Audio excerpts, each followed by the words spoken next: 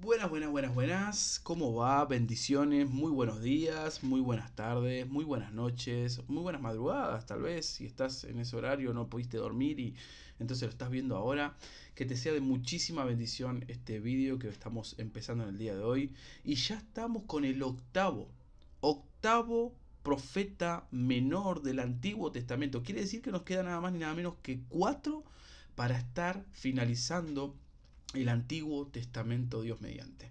Así que vamos a darle comienzo a full con este nuevo profeta llamado Habacuc. Su historia mucho no nos va a decir, pero a la vez nos va a decir tremendamente un montón de cosas. Así que te invito a que vayas tomando tu lapicera, tu lápiz, virome, cuaderno, Biblia, una infusión, café, mate, té, lo que quieras, agua, para estar comenzando y darle de lleno a este nuevo estudio.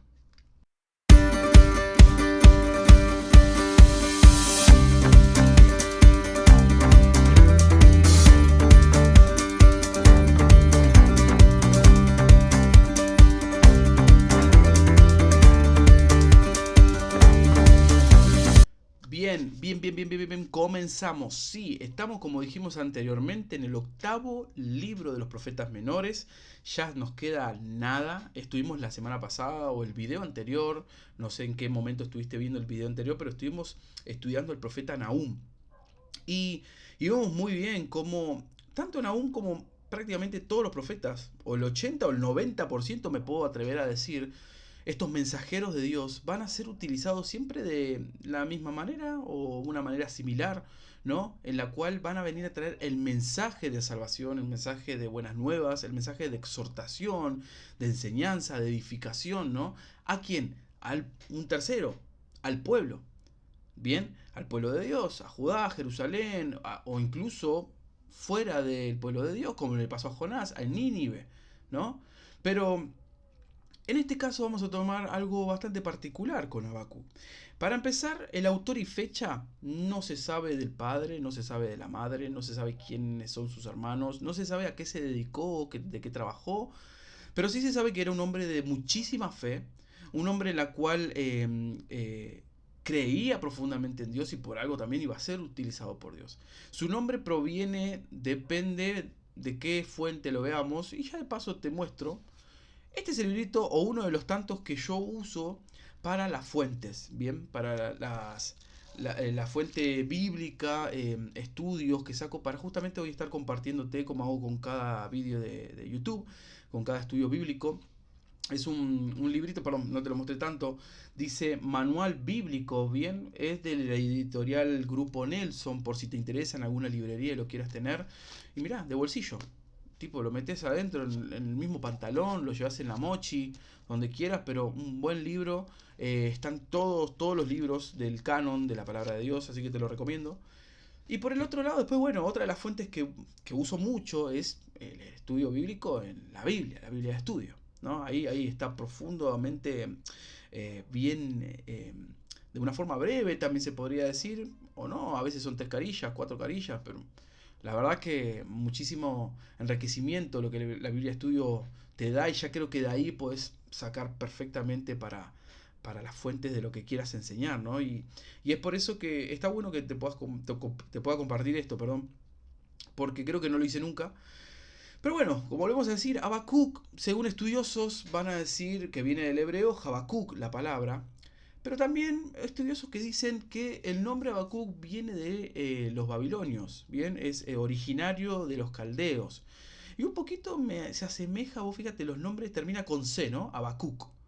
Y así terminan también los nombres de los amigos de Daniel. Cedrac, Mesac, ¿no?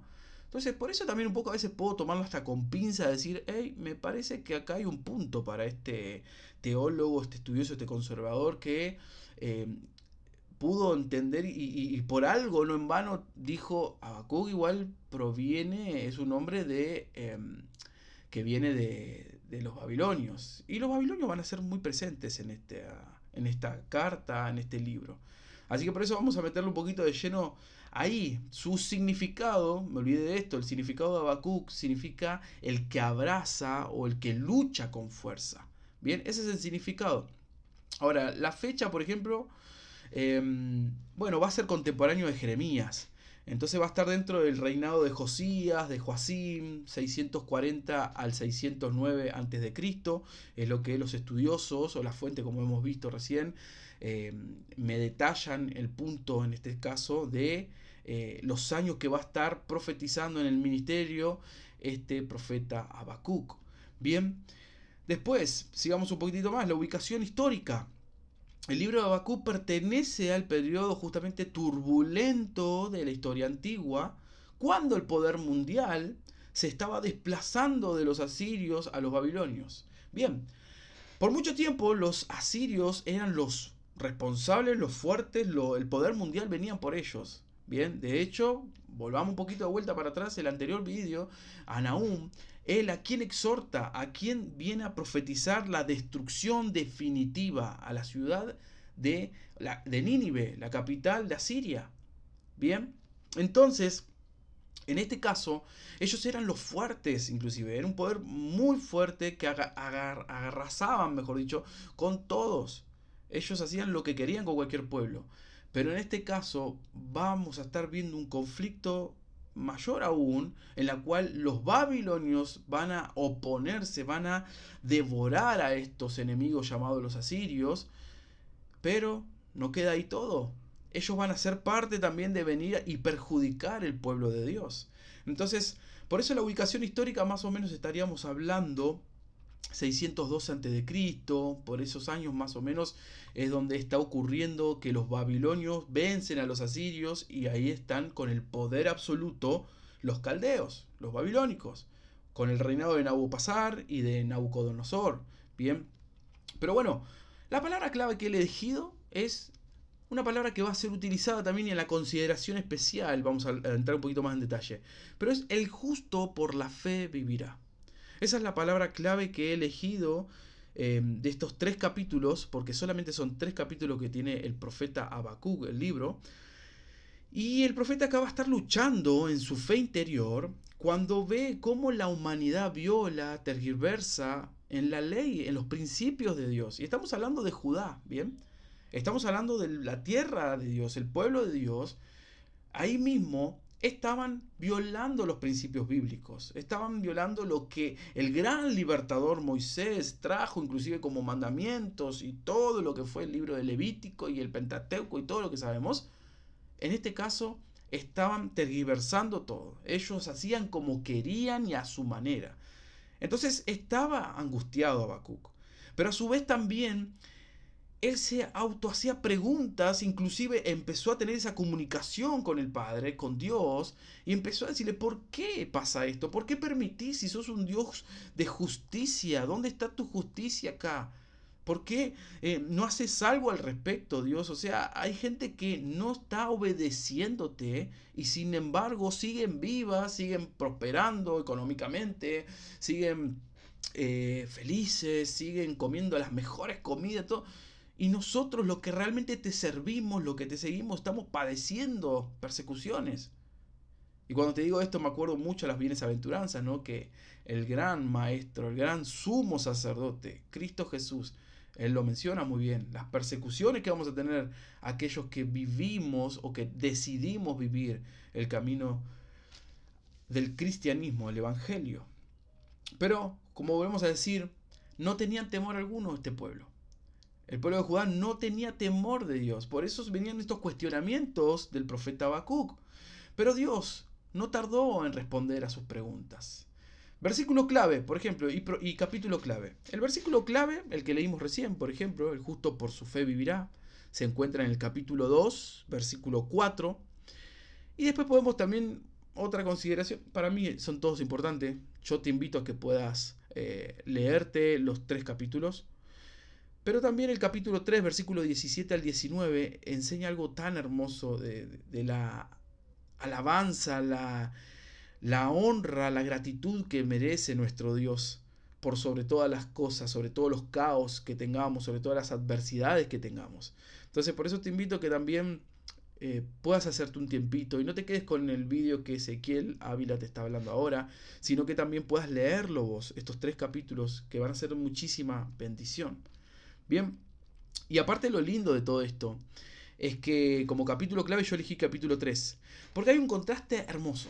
Un contraste en el cual estamos viendo las inquietudes, las preguntas, los cuestionamientos que le hace el profeta Habacuc a Dios, pero también a la vez, si bien están las respuestas de Dios a todos sus cuestionamientos, pero en el capítulo 3 vemos algo hermosísimo, vemos el contraste.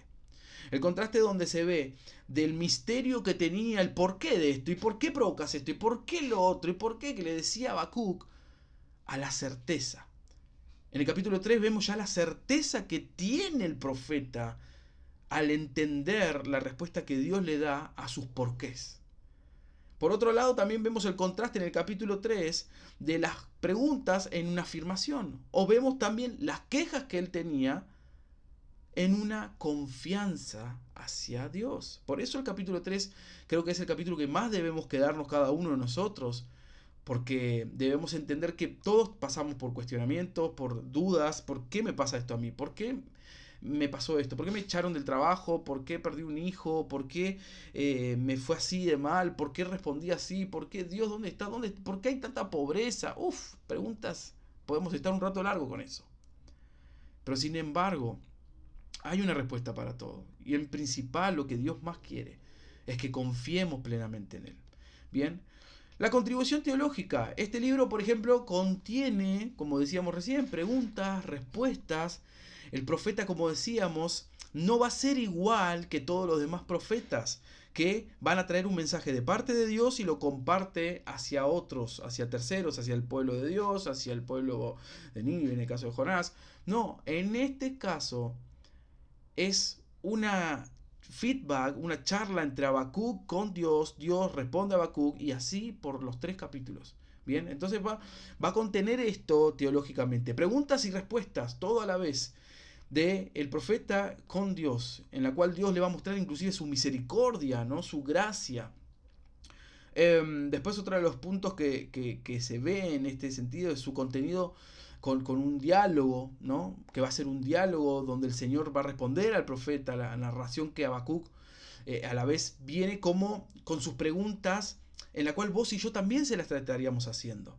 Bien, entonces él como que le cuestiona, le habla al Padre, le habla a Dios, pero en una manera también inclusive como usando a los que realmente también te adoran, te sirven y están con esas dudas. Ellos también piensan igual que yo, y por eso yo vengo ante ti, Señor, en privacidad, en presencia, para realmente que me respondas. El profeta estaba perplejo. ¿Por qué estaba perplejo? Estaba atónito, sorprendido, porque al ver la maldad, las luchas, la opresión que prevalecía en Judá, con los mismos de Judá, también en este caso, luego se va a estar encontrando con que Dios no solo le responde, sino que también después manda a estos caldeos, a los babilónicos, para que vengan prácticamente a destruir todo Judá. Entonces, claro, se encuentra también sorprendido Habacuc de decir, pero no entiendo, si sos un Dios de justicia, un Dios puro, un Dios santo, ¿cómo puede ser que entonces tu manera de responderme, tu manera de alivianar este caos es trayendo otro pueblo mayor pecaminoso que ni siquiera te adora y adora a otros dioses? No, claro, o sea, si esas preguntas, esas cuestiones tenía en su cabeza Habacuc.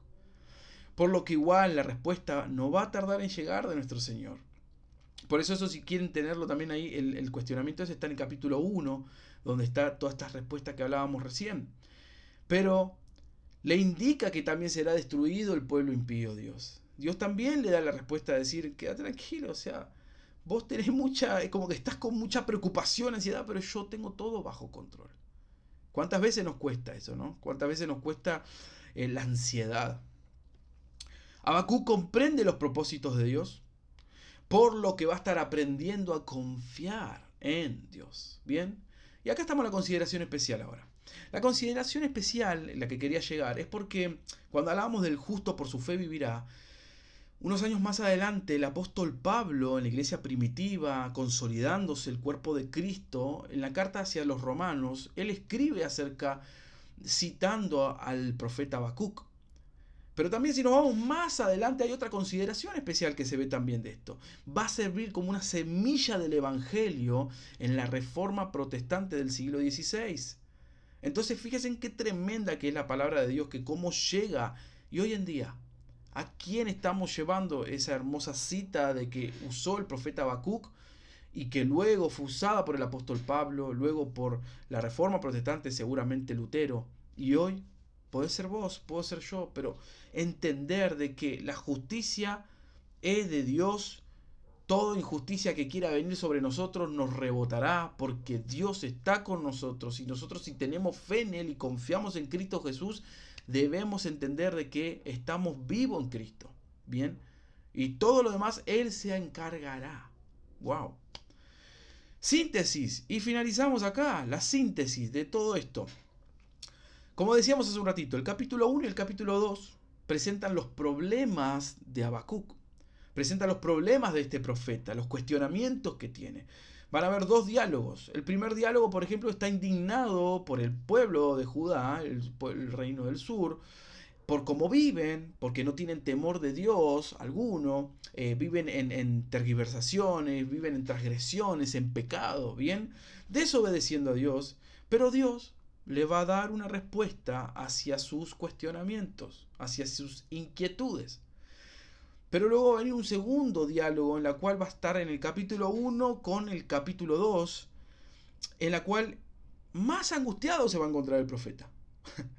Porque ahora es lo que estábamos recién hablando, donde ya te adelanté un poquito. Claro, la respuesta que va a venir es que los babilónicos, estos del poder mundial que estaban en ese momento, van a venir a gobernar prácticamente ahí en Judá y a poner como orden, por así decirlo. Y que, claro, no, Habacuc no entraba en su cabeza. ¿Cómo? ¿Cómo puede ser? Entonces le reclama al Padre el por qué pone un pueblo más pecaminoso que es Judá. Y miren, hasta pone el ejemplo con Judá. Claro, Judá estaba muy pecaminosa. Judá, el pueblo de Dios, estaba al punto de que ya no da para más. O sea, había mucha idolatría, muchas inmoralidades. Bien, y miren, hasta este profeta, este siervo de Dios, ya se atreve incluso a poner el paralelismo de decir, sí, es pecaminoso al igual que Babilonia, pero mucho más Babilonia. ¿Por qué? Porque ya eran paganos, ni siquiera adoraban a Dios. O ni siquiera muchos de ellos sabían que había un Dios más poderoso que sus dioses. Entonces, por lo que Dios también va a estar respondiéndole a su pregunta con una serie de 5 ayes. Bien, esos 5 ayes está muy bueno que los puedan tener. Son 5 advertencias en la cual Dios les da en el capítulo 2. Justamente se encuentra al final del capítulo 2. Pero todo el capítulo 2 te recomiendo leerlo. Vas a encontrar ahí donde presenta en este sentido las advertencias el Padre, Dios, hacia Habacuc, respondiéndole en sus cuestionamientos. ¿Qué pasaría si la persona es así? Ay, de una persona así, que se abstenga a las consecuencias. 5 respuestas le da sobre el porqué de cada situación y cómo debe consolidarse un hijo de Dios. Y por último, dando como respuesta final, Dios le responde para dejarlo tranquilo también al profeta, de que también se iba a encargar de los babilonios. No es que el final era de que, bueno, venían los babilonios, bueno, entendé, Habacuc, no pasa nada, yo estoy en control y listo. Y que los babilonios empiecen a tomar todo Judá y... No, también va a haber igual una destrucción sobre los babilónicos. Dios va a tomar riendas en el asunto. Él tenía todo realmente, y siempre fue así hasta el día de hoy, tiene todo resuelto. Nuestro Padre. De eso debemos estar muy que seguros. Bien, y el capítulo 3, ya finalizando este libro, el capítulo 3 habla de la alabanza de Habacuc. Veíamos los problemas que tenía el profeta, a ver ahora la alabanza de Habacuc hacia Dios, entendiendo todo. Creo que si estamos dando la respuesta de esta síntesis para finalizar, vemos cómo cambió el contraste, cómo cambió su vida, su ser, su alma, su espíritu. Ahora entiende distinto todo y tan solo reconoce a Dios por su soberanía, su sabiduría, su gracia, su misericordia, su amor, su justicia. Entonces, eso es lo hermoso de poder entender que a pesar de muchas veces las inquietudes que tengamos, las pruebas que tengamos, aflicciones que estemos pasando en nuestras vidas, siempre hay una respuesta de parte de Dios. Y todo lo que estemos pasando por algo será, pero ¿sabes qué?